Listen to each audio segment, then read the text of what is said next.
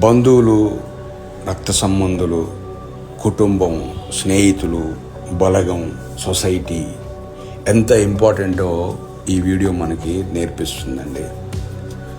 First time ఎగురుతూ ఉంది పక్షి, తన తల్లి దాన్ని ఫాలో అవుతూ ఉంది.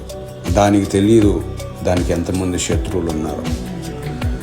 శత్రువు వచ్చింది, దాన్ని అటాక్ చేసింది.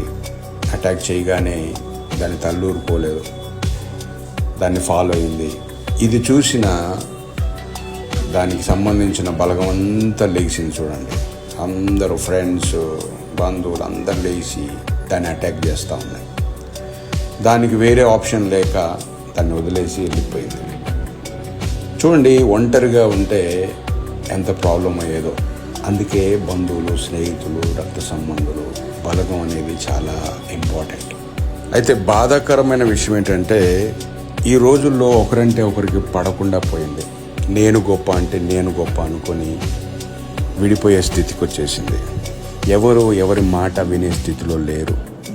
ఎవరి స్వార్థం వాళ్ళది అయిపోయింది. ఎవరి బెనిఫిట్స్ వాళ్ళు చూసుకుంటూ ఉన్నారు.